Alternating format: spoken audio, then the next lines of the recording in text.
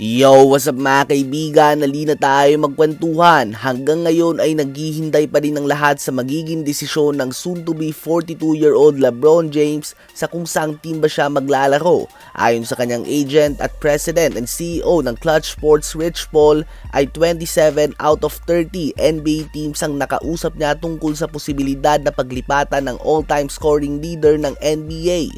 So may tatlong team lang nga na hindi interesado kay LeBron mga kaibigan. Ganun pa man, ngayon lang nga ay ibinalita ni Shams ng ESPN na 6 na team na lamang ang pinagpipilian ni LeBron at ng kanyang kampo. At ito nga daw ay ang Cleveland Cavaliers, Miami Heat, Golden State Warriors, Philadelphia 76ers, Minnesota Timberwolves at Denver Nuggets. Unahin na natin ang Cavs. Obviously, perfect story ending nga ito para kay LeBron. Magtatapos siya kung saan siya nagsimula. Kung muli niya ding mabibigyan ng championship ang Cavs ay tiyak na dagdag pa nga ito sa resume niya sa usapan ng greatest of all time. At sa ngayon nga ay may solid roster din naman talaga ang Cavs para magkampiyon. May Harden, Mitchell, Mobley at Allen na nga sila. Sakto na nga si LeBron sa small forward position kung sakali. Sa Minnesota Timberwolves naman ay nawala na nga si Julius Randle at Naz Reid, kaya naman pwede siyang sumingit sa starting lineup ni LaMelo Ball, Anthony Edwards, Jaden McDaniels at Rudy Gobert.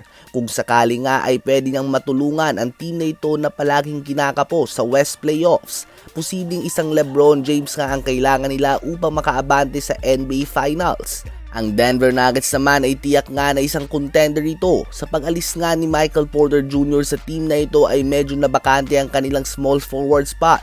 Mukhang solid nga ang starting five ni Jamal Murray, Cam Johnson, LeBron James, Aaron Gordon at Nikola Jokic kung sakali. At maganda nga ang tandem kung sakali ni Jokic at LeBron dahil parehong napakataas ang kanilang basketball IQ. Sa Miami Heat naman ay sakto nga siya dito kung nais siyang maglaro ng point forward position. Andyan na nga si Wiggins, Giannis at Bam Adebayo. Kailangan na lang nga nila ng legit na playmaker upang matiyak na magkakaroon ng solid chemistry ang napaka-talented na team na ito. Sa Golden State Warriors naman ay syempre si Steph Curry nga ay andito. Ito na nga ang pinakamatinding panghatak mo kay LeBron. Kapag naging healthy din si Jimmy Butler ay napaka-solid din ng lineup na ito. Medyo problematic lang nga ang kanilang mga edad at injuries. Hindi nga magiging problema ang playoffs. Subalit ang 82 games para makapasok dito ang malaking tinik para sa kanila.